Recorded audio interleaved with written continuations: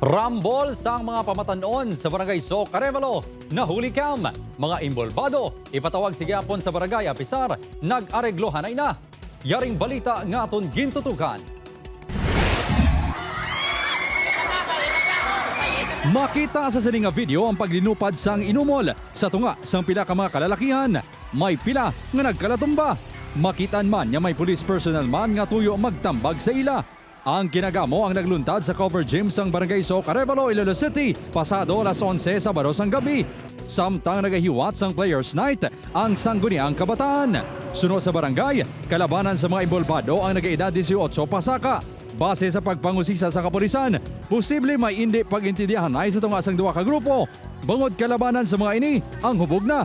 Sa amo tong na time, damo na sang hubog, either siguro nga wala nang intindihan ay.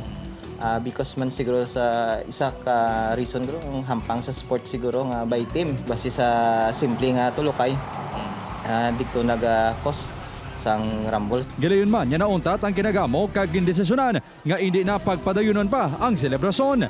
Base sa impormasyon, may mga minor nga pilas nga naangkon sang hindi matumod nga numero sa mga nadalahig sa kinagamo. Gilayon man nga nag-areglohan ay ang mga imbolbado. Plano sang barangay nga ipatawag ang mga imbolbado kag mga ginikanan nila sa nagakaigo nga intervention. May 21, 18 to 21 na edad nila na patawag na muna sila para hindi sila magagamuluan. Sa tanod ya, para sila may presence sila. Sunod sa kapulisan, wala man sang gang sa lugar, kag isolated ang kaso sang rambol. Upod Kirmel Porquia, Kim Salinas. 1 Western Visayas.